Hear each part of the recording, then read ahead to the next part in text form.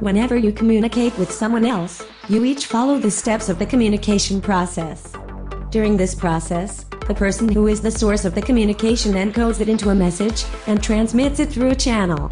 The receiver decodes the message and, in one way or another, feeds back his or her understanding or a lack of understanding to the source.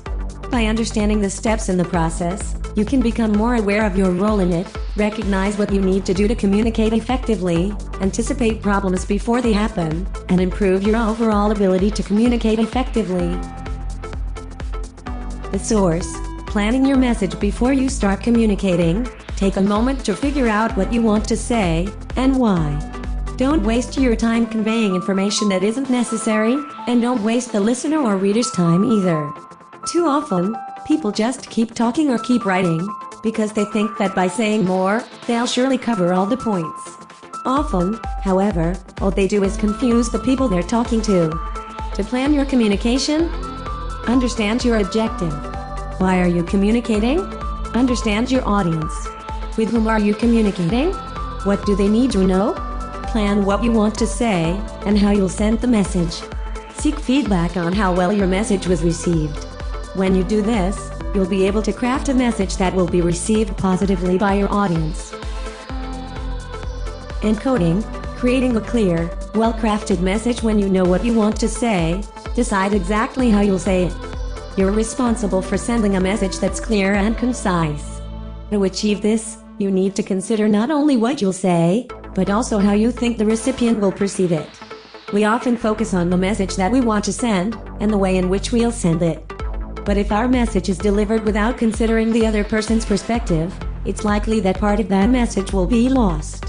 To communicate more effectively, understand what you truly need and want to say. Anticipate the other person's reaction to your message. Choose words and body language that allow the other person to really hear what you're saying. Choosing the right channel. Along with encoding the message, you need to choose the best communication channel to use to send it.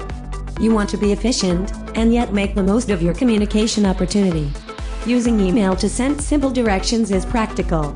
However, if you want to delegate a complex task, an email will probably just lead to more questions, so it may be best to arrange a time to speak in person. And if your communication has any negative emotional content, stay well away from email. Make sure that you communicate face-to-face or by phone, so that you can judge the impact of your words and adjust these appropriately. When you determine the best way to send a message, consider the following: the sensitivity and emotional content of the subject, how easy it is to communicate detail, the receiver's preferences, time constraints, the need to ask and answer questions. Decoding, receiving and interpreting a message. It can be easy to focus on speaking. We want to get our points out there, because we usually have lots to say. However, to be a great communicator, you also need to step back, let the other person talk, and just listen. To listen actively, give your undivided attention to the speaker. Look at the person. Pay attention to his or her body language. Avoid distractions.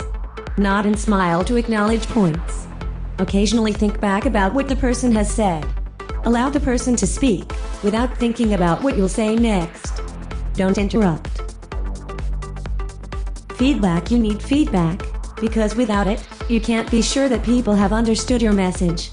Sometimes feedback is verbal, and sometimes it's not.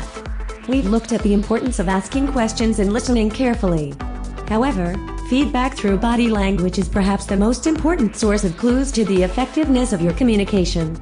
By watching the facial expressions, gestures, and posture of the person you're communicating with, you can spot confidence levels, defensiveness, agreement, comprehension or lack of understanding, level of interest, level of engagement with the message, truthfulness or lying/dishonesty.